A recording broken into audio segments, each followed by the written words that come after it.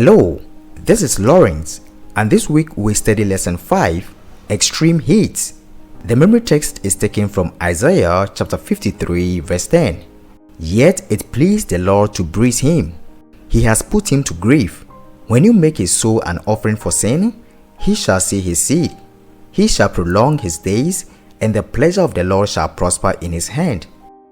At the end of this lesson, you will learn some relevant examples of suffering and why God allows suffering in our experiences. Now, let's get into the lesson. The Sunday's lesson is about Abraham in the crucible. God suddenly calls Abraham to offer his own son as a burnt offering.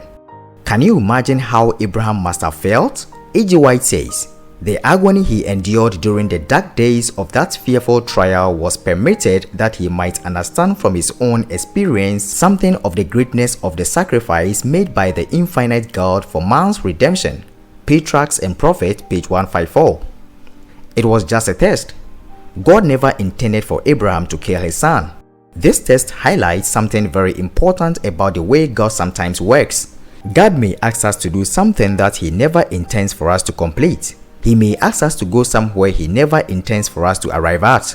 What is important to God is not necessarily the end, but what we learn as we are reshaped by the process.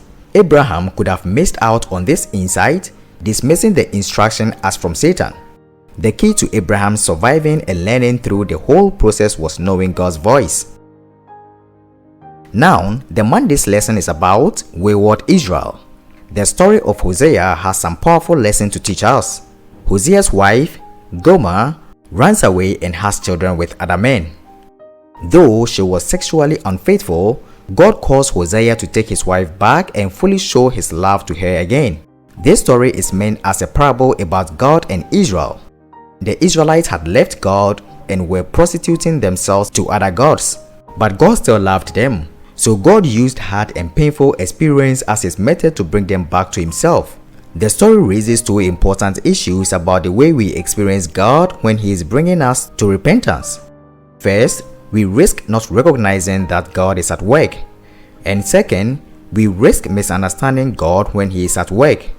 While we are feeling hurt and embarrassed, it is easy to blame God for being cruel, for not intervening, or for not caring. But God is always working to renew us through his covenant love. In the Tuesday's lesson, we study surviving through worship. What caused Job's suffering? In Job chapter 1 verses 6 through to 2 verse 10, it is clear that Satan, not God, who caused Job's suffering. But it is God who gives his permission for Satan to destroy Job's possessions, children, and his own physical health. How can God be righteous and holy when he allows Satan to cause Job such pain? How does Job respond to such trial? It is possible to respond to such suffering in two ways. We can become bitter and angry and turn our backs on God, or we can hang on to God more tightly. Job deals with his pain by staying in God's presence and worshiping him. In Job chapter 1 verse 20 and 21, we see three aspects of worship that may help when in anguish. First, Job accepts his helplessness and recognizes that he has no claim to anything. And second, Job acknowledges that God is still in total control. And third, Job concludes by reasserting his belief in the righteousness of God. Now, in the Wednesday's lesson, we study surviving through hope. We were under great pressure, far beyond our ability to endure, so that we despaired of life itself. Indeed, we felt we had received the sentence of death. But this happened that we might not rely on ourselves but on God, who raises the dead. 2 Corinthians chapter 1 verses 8 and 9. In this lesson, Paul endured more than most people, yet Paul was not crushed. Rather, he grew in his praise for God. Paul's vivid descriptions of his hardships are not to make us feel sorry for him. They are for us to know that even when we are in the depths, the Father still can intervene to bring his compassion and comfort. We may despair even in our own lives, but fear not, God is teaching us to rely on him. We can trust in him, for our God raises the dead. As Paul continues to set his eyes on proclaiming the gospel, he knows that God will rescue him in the future as well. Paul's ability to remain firm is supported by three things he mentioned in 2 Corinthians chapter 1 verse 10 and 11. First, God-proven track record. Second, Paul's determination to fix his concentration on God himself. And third, the saints' continual intercession. In the Thursday's lesson, we study extreme heat. We have considered many examples of the crucibles that God uses to bring purity and Christ-likeness in our lives. However, some people may say these examples don't reveal much care and love.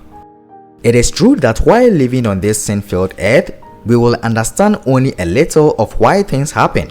In heaven, we'll understand so much more. But for now, we will have to live with the tension of believing that God is present and cares for us. In all, we can summarize that we have learned about God's crucibles in three ways. First, God's extreme heat is to destroy not us but our sin. Second, God's extreme heat is not to make us miserable but to make us pure as we were created to be. And third, God's care for us through all things is constant and tender. Now, the Friday session gives further thought into the lesson. This is all that I had for you today.